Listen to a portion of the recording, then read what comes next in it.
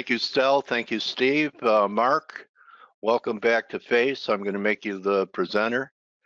So you should be able to enjoy the interview. Thank you, Steve. Should be able, I'm looking forward to hearing your voice, and you should be able to share your screen as well. All right, can you hear me now? I hear you, Mark. Commercial. I hear you, Mark, and I see your screen. You're on the GoToWebinar.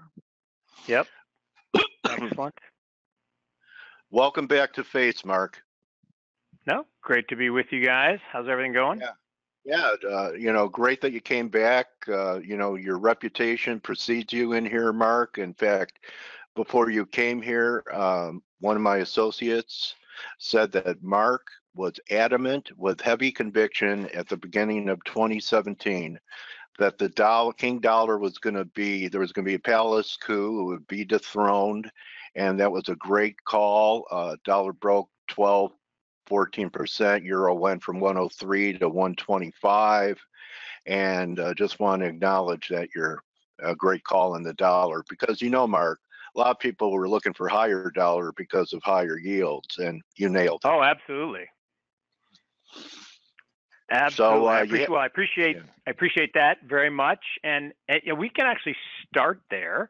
You know, it's interesting how suddenly everybody's jumped on the dollar bull wagon because we've had a couple of weeks of up move, and you know what I find interesting is if you back up over any meaningful period. Let's see if I can do that.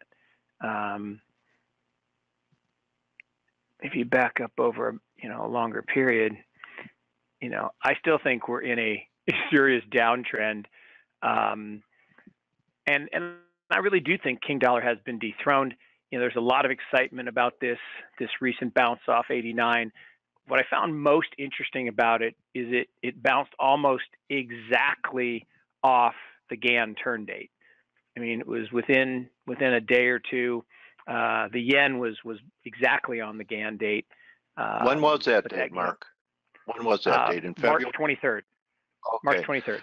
All right. Yeah. So you do some Gann stuff too. Interesting for a guy who heads an investment RIA to do Gann, and a lot of people have a hard time wrapping their head around it. So you're a believer that time is more important than price, like Gann?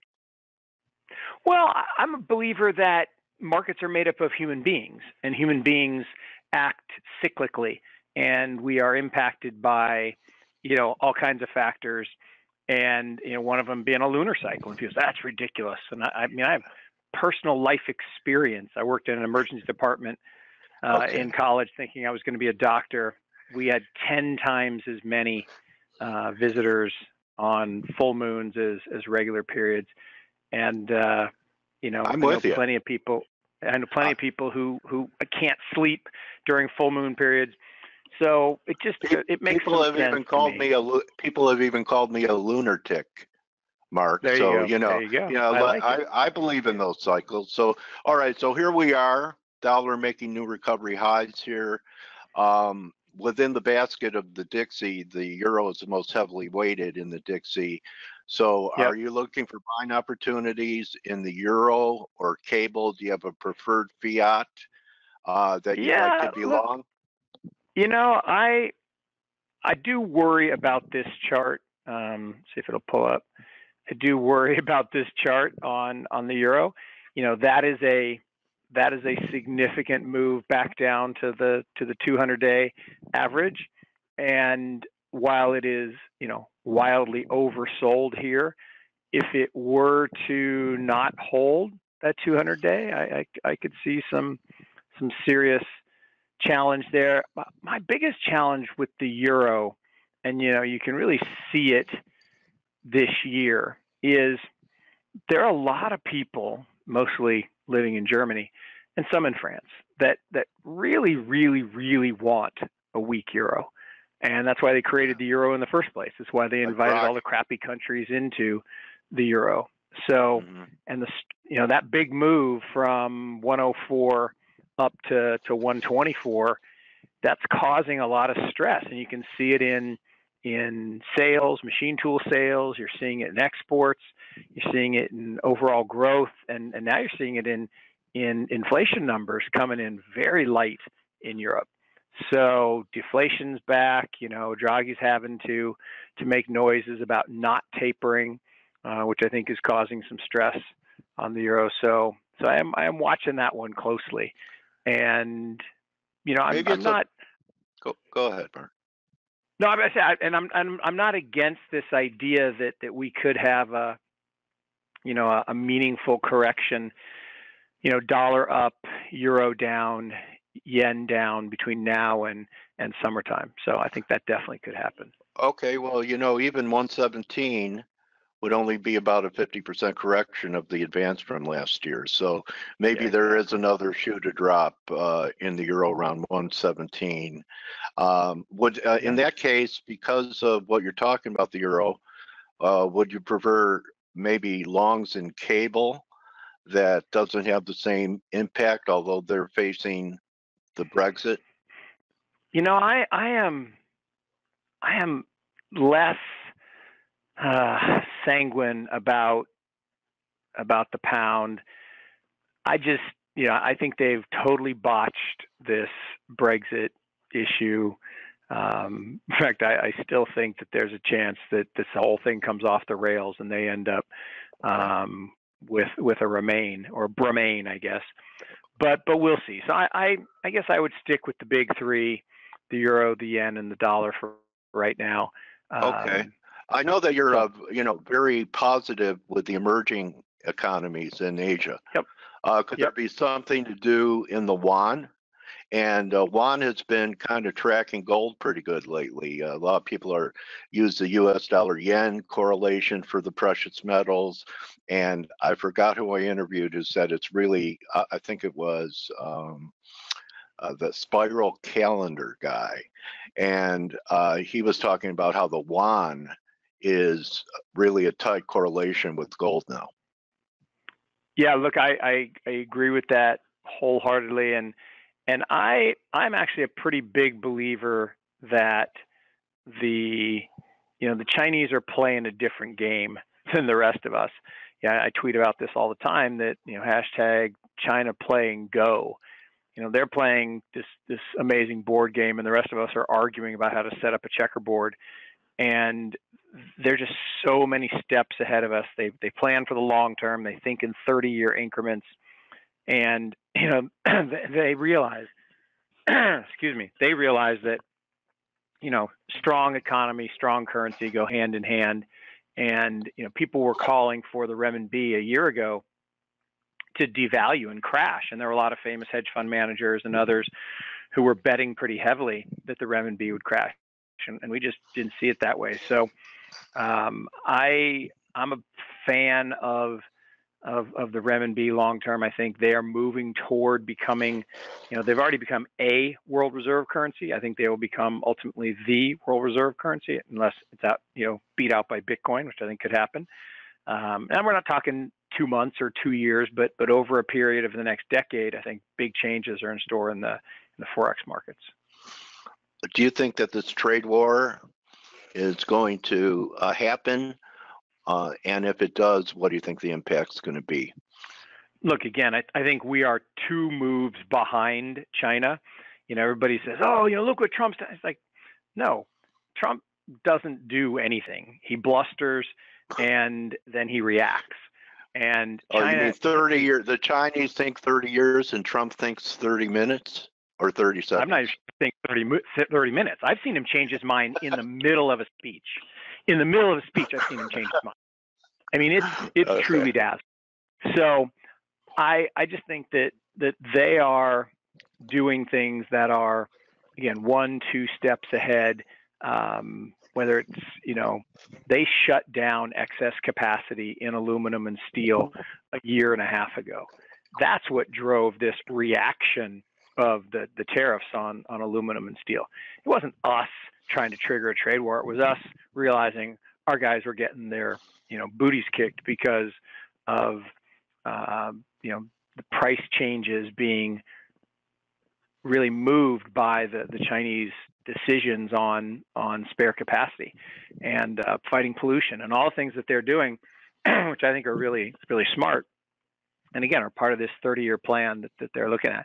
So one of the reasons I pulled up this chart on A shares, I just don't really understand this move, in that I get the fact that people say, oh well, if stocks sell off, and U.S. stocks have sold off this year a little bit, if stocks sell off, and they sold off a lot, obviously, since the January 26th high, which again was right on the Bradley turn date. So I watched Gann and I watched Bradley, different theories and different theses, but I mean literally on the Bradley turn date, the whole market sentiment changed and sector movement changed, trend changed. So if you look at that and you look at this chart and you say, well, okay, if the U.S. sneezes, China catches a cold, I don't buy it at all. What people are missing about China, particularly A shares, is as of June, MSCI has included A shares in their indices for the first time ever. And every portfolio manager in the world, particularly index fund managers, are going to be forced to buy A shares. So I think this move down is really foolish. And I think there's a huge buying opportunity in Chinese A shares. Okay, so maybe we go to WTI, since we're talking China and them now having an exchange that oil is traded in yuan. What do you think the impact is going to be? Is it going to also be part of the long-term bear case in the dollar as they challenge our petrodollar, petrocurrency status?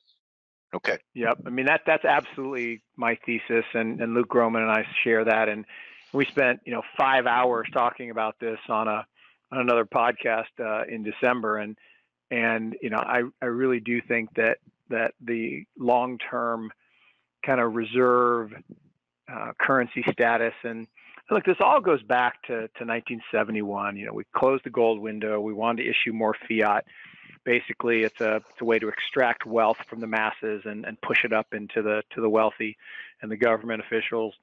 And the only way to do that is to have something that backs your currency. So we cut a deal with Saudi. We went on the oil standard, and ever since, as long as global oil transactions were priced in dollars, we would defend Saudi Arabia's interest in the Middle East. Now, what's interesting is anyone who threatened that has disappeared, literally, which is frightening to me. Right, because Gaddafi of Iran. said he was gonna. Right. Oh yeah. So I know where you're going. You're going to gold. Iran now. Right. Okay. Yeah, go ahead. exactly. I mean, sir, first it was Libya and Gaddafi, and he wanted to price in gold. Well, actually, first it was Iraq and Hussein, and then Gaddafi, and now you got Iran talking about it.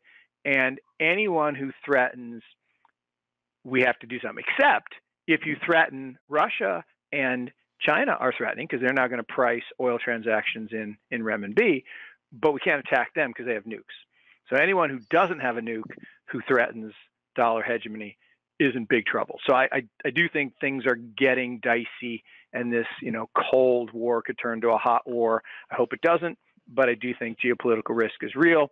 And so while I look at this WTI chart, and we said kind of coming into the year, well, if you back it up to beginning of last year, we thought that oil would be very tough in the first half of the year. We thought it would hit as low as 40. It got down to 42, and then it turned on a dime, again, exactly on the Gann turn date, June 22nd, exactly to the day. It turned and has gone straight up since June 22nd. And you can see that on the chart. Yeah. And then, coming into this year, we said, well, January is usually a turn time, or June. So there was a risk that it could turn down, but we thought that the supply demand still looked pretty good, and that we'd probably stay in this mid 60s and could even hit 70. We didn't quite hit 70, but we came awfully close a couple times. And then we think the second half of the year, U.S. production is going to surprise to the upside, and that's going to cause some stress. So we actually think there could be lower prices ahead. But if there's a geopolitical event, clearly oil prices look higher. I mean, I look at this chart, and I'm not a super technician, but I look at that little shooting star on April 29th or whatever it was. You're one heck of a technician, Mark. Don't sell yourself short. I mean, you're talking about Yeah. Gann days, you're talking about Bradley days, and now you're talking shooting stars. So far from an amateur. Well, I've learned a lot from people like you and others that I pay attention to, so I appreciate it. But I do worry that this market looks kind of heavy to me. It looks overbought. But I said, yeah. Well, actually, I look at all three of these things. I look at relative strength turning down. I look at the MACD turning down. Actually, this is looking like a short to me. Now, the more that I stare at it here. Well, maybe we get that break before there's a geo event. And anyway, I look at your 200-day, I'd have a bushel basket there at about $57 if that happened. Exactly. No, I agree with that. And the thing that I think is interesting, just to pull it up for a second, this is an interesting trade in that, Saudi Arabia, best performing stock market. Actually, maybe it's second behind Colombia, but one of the top two performing stock markets in the world this year.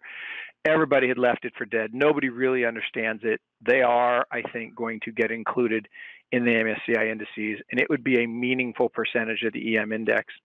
So while this thing has basically traded with oil and does look, again, pretty heavy with even a bigger shooting star, I do think this could be a great long-term play should they actually get inclusion. So I do think there's some interesting stuff going on. Interesting. So maybe a break in this index and crude would be a long-term buying opportunity. Exactly. The other one, I don't know if you've been talking about this much, is the ags. I love trading the ags. I'm from the generation when our war chant, Mark, was beans in the teens, and it finally did it. Love it. Go ahead. Love it. No, go ahead. No, I love it.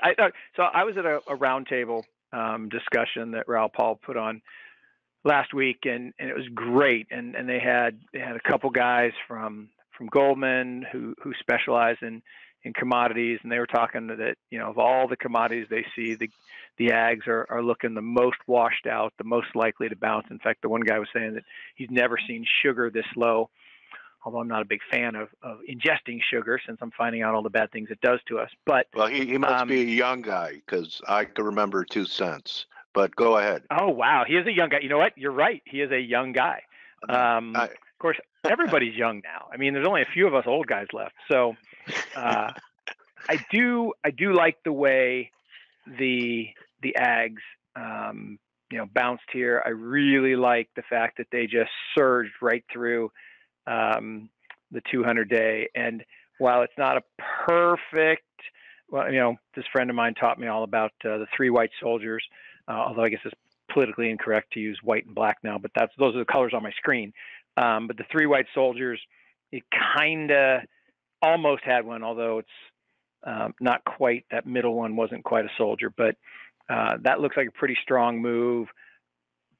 Yeah, maybe it's overbought a little bit, but I do think that we've had three back-to-back perfect weather years that resulted in perfect, record crops, and that seems to be changing. I guess there's been a lot of rain problems in South America. That's potentially good for beans. I don't think we'll get beans in the teens, but certainly we could get beans that are higher than where they are. And corn, I think, could be interesting. So I don't know. I'm not a big ag player, but I just thought that was interesting that multiple people were talking about it. Well, going along with your thesis on grains here, Mark, your favorite chess master player, China, just like Joseph in the Old Testament, has been stockpiling wheat aggressively for years. They've been stockpiling wheat. So there's another signal about China looking more than 30 minutes, 30 days ahead of time. So they smell it. One of the risks that they have, and it's, again, this is where I think I'm glad I don't have to make social unrest. Decisions. Well, not social unrest, but again, back to the hot war. Somebody was saying, hey, if Trump and the administration really want to get aggressive with China, it's really simple. You just cut off shipments of soybeans to China because there's no way, there's no country on earth that can produce enough to make up the difference. And that just sounds like a really bad idea. Starving a population to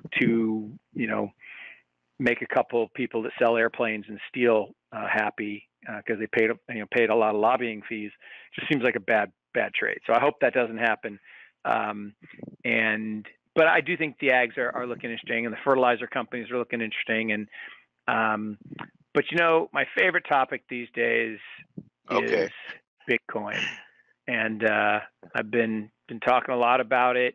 I think it is the future of money and value, and I think we're just in the early innings of what's going to happen to how we think about currency and trade and exchange of value. And so I could talk about this all afternoon. Okay, good. I want to talk about this, Mark.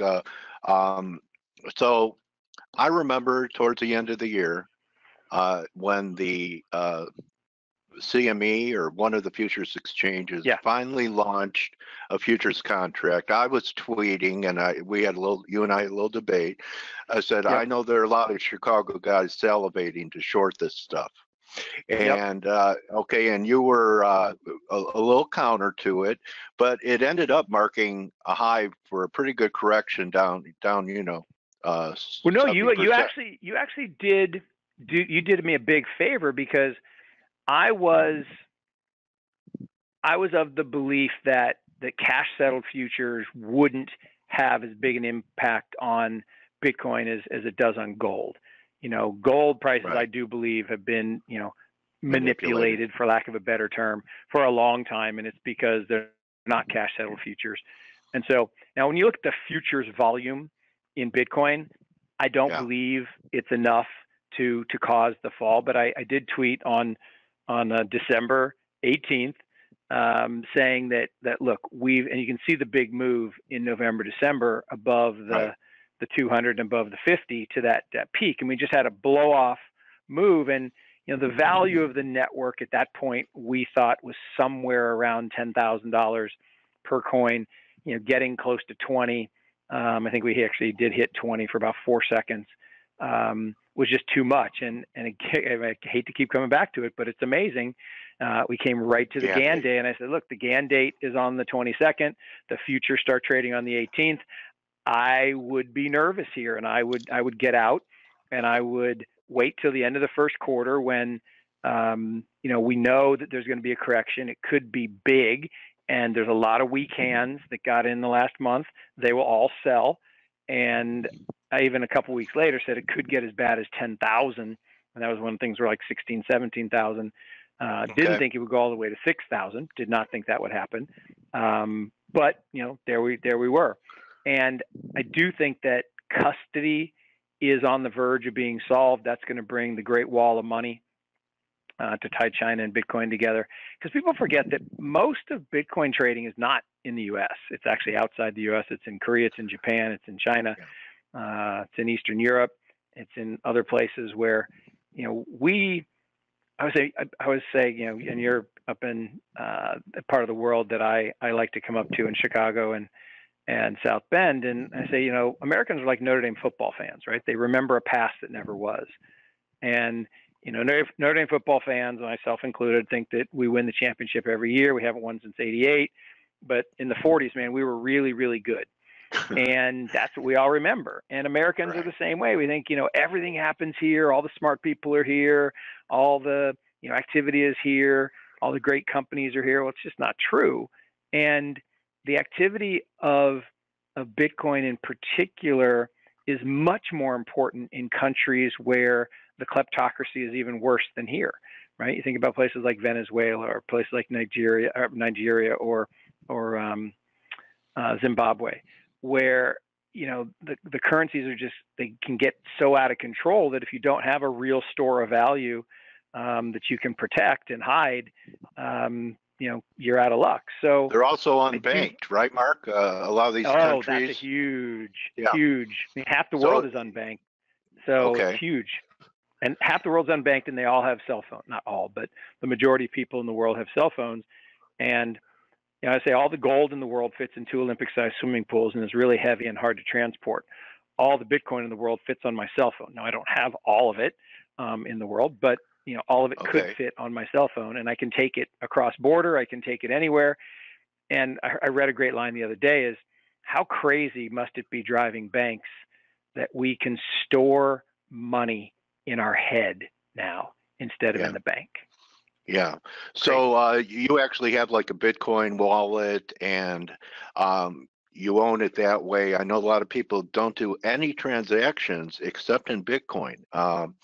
So do you do many transactions in Bitcoin? I'm a hodler, right? I'm a hodler today. I hold on for dear life. I don't want to have happen to me what happened to the poor pizza guy. In 2010, the guy bought 3 pizzas for 10,000 Bitcoin, and those 10,000 Bitcoin today would buy 3 G5s. What I think is interesting about that is if you had taken that $40 and put it in the bank in terms of just cash, it'd be worth $32 today after inflation. Great point. So which one actually is a better store of value? Well, clearly I'll argue that Bitcoin is. And so, is this your preferred trading vehicle for it, Mark? This GBTC? Look, I show this only because, it's the only thing that's liquid, and I think Barry Silvert's done a great service to everybody to bring this out and make it available to the average person.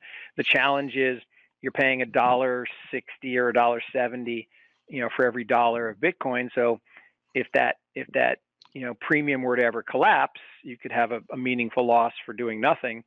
But the premium has been pretty consistent over time because of supply demand issues.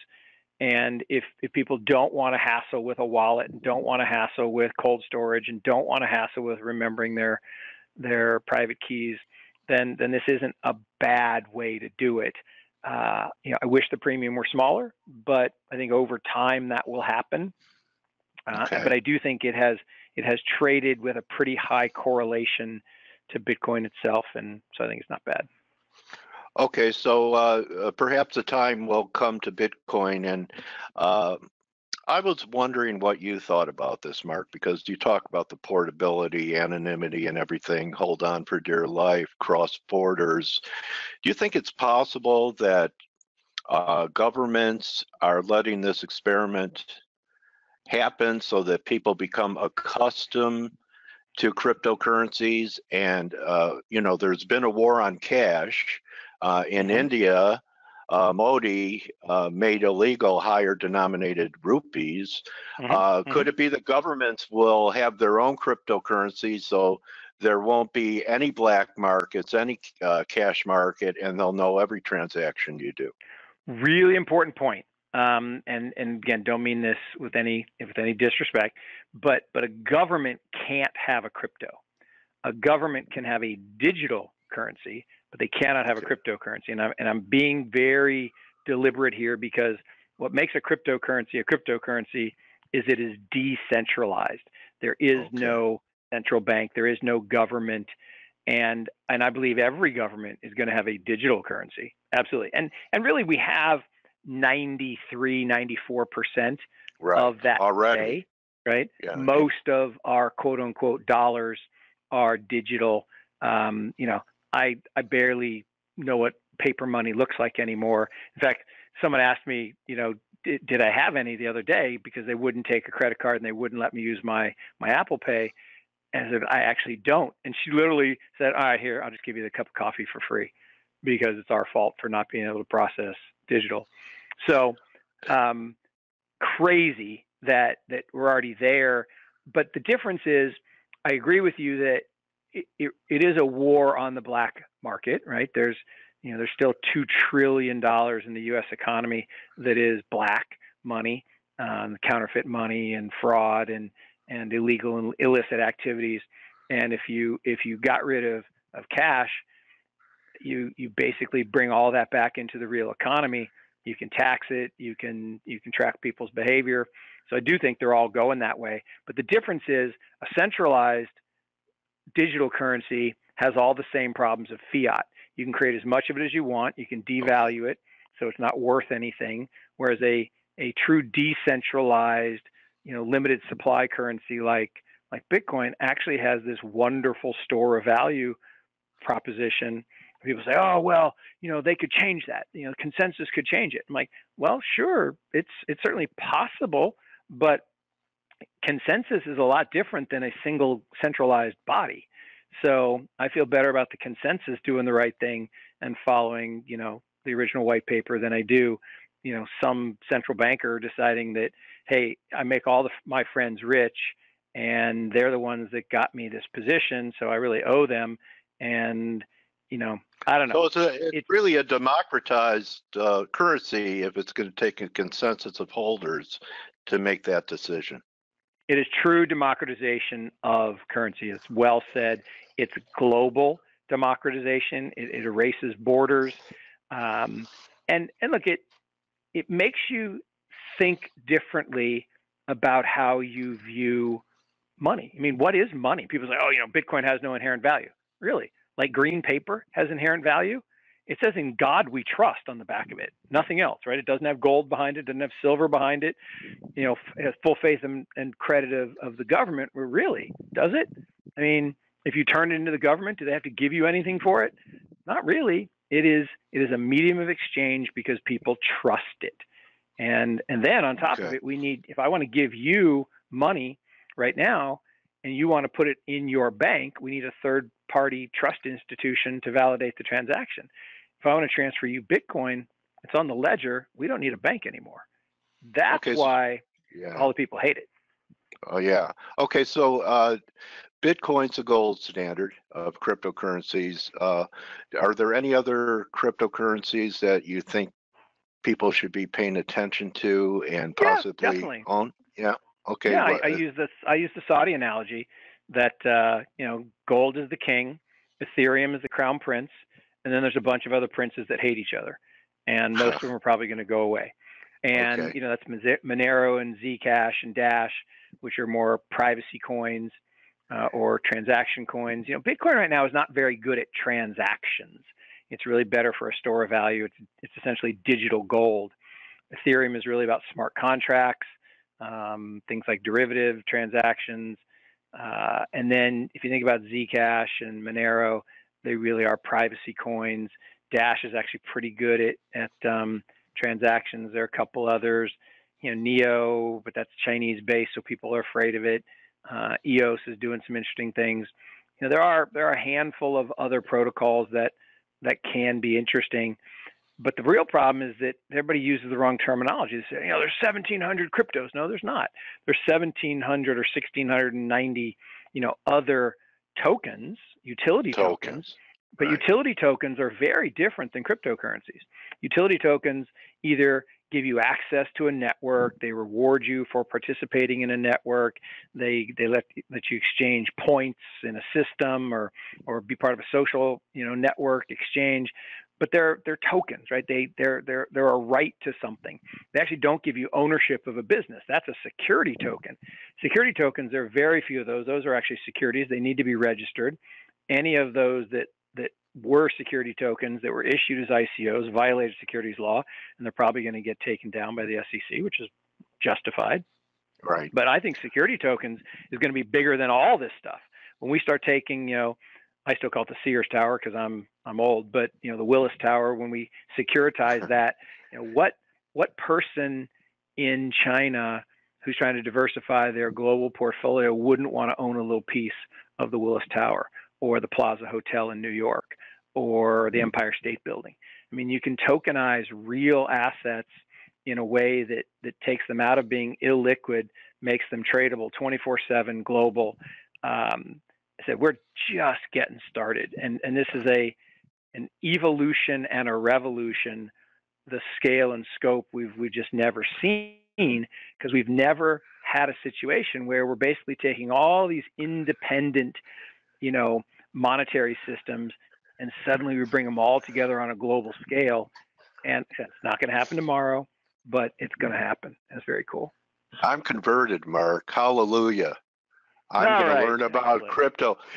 Really, outstanding presentation. You're a great spokesperson for Bitcoin and what's going on here. I mean, I interviewed some other guys with crypto fame like Tone Vays, and your presentation definitely really opened my eyes to some facts, not just, awesome. Yeah. So why don't we do something boring and wrap it with the S&Ps? And do you think we're going to take out the Feb low before we see a new high, or could we see a new high? This is my favorite chart. I call this the world's greatest indicator. And there's a guy, I think his last name's Carlucci, that originally invented this, and I found it on Doug Short's website, 10 years ago or something. And what I love about it is it's so simple, and it's basically OEX A200R.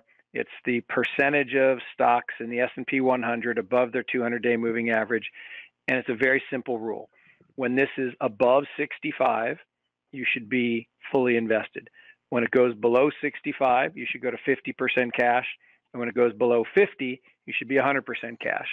And so, and right there. Then there's three other pieces of it, right? There's the RSI. So when the RSI is below 50, that's bad. When the MACD black is below red, that's bad.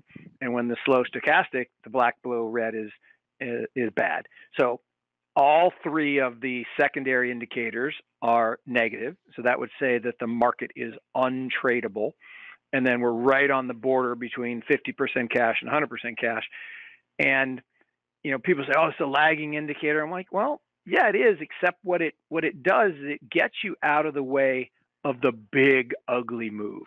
And so I don't know if we're on the verge of the crash. A year ago in January 17, I wrote this big thing about welcome to Hooverville, and I compared Trump to Hoover, and I thought that we were going to 2,800 by September, and then we were going to have a 1929 like crash. Well, we only got to 2650 by September, and we didn't crash. And then they passed this stupid Tax Reform Act, and people got all excited, even though I don't think they should, because it's just accounting, and there's no real substance behind it, and companies are just going to buy back stock and not increase productive capacity. But so I said in November, I think maybe we're gonna go on a little longer. And I could even believe Jeremy Grantham's view that, look, if we were going to get a super bubble like 2000, we could go all the way to 3,400. And I don't think we need to go to the 2000 level. I always say that saying that stocks are cheap because they're less expensive than 2000 is like getting pulled over because you're swerving late at night and telling the cop, "Well, I'm not nearly as drunk as the guy in the back seat passed out. Someone had to drive." Like, no, you could have called a Lyft. So we hit 2872 January 26th.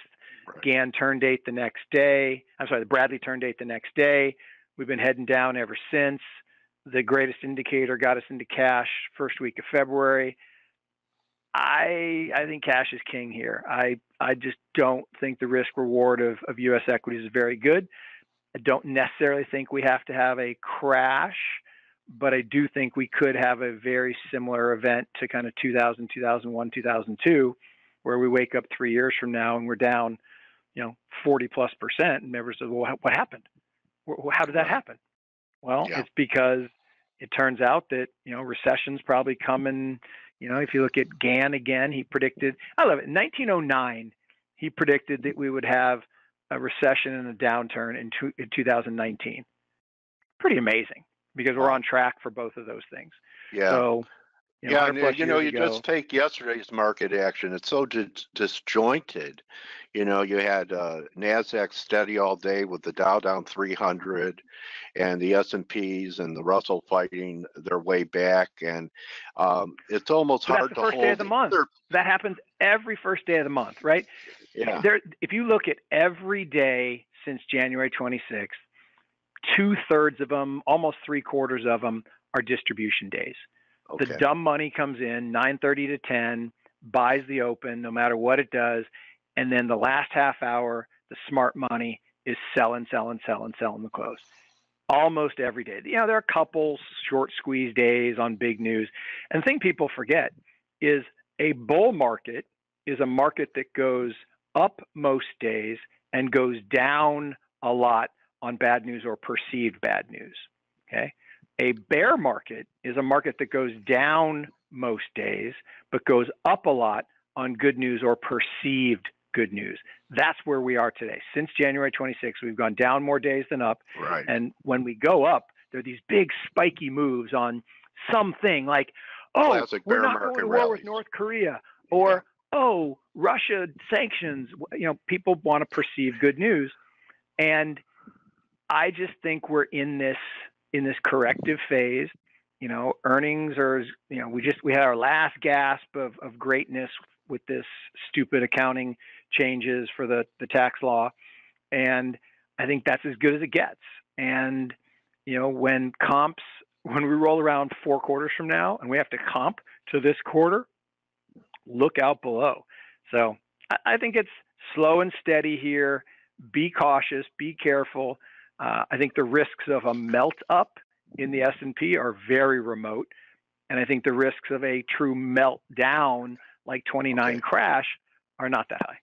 Okay, thank you, Mark. You know what is hard, is not easy to beat, is an interview with you. What a great interview. I really appreciate your time, my trading warrior brother. Perhaps we could get back together maybe another couple months and see what unfolds. All right. We'll talk to you again soon. Thanks, Dale. Thank you so much, Mark Yusko at Morgan Take care. Creek Capital and at Mark Yusko. Thank you, everybody. I'll see everyone tomorrow. Adios. Have a good Fed day. And remember, don't just count your pips, count your blessings.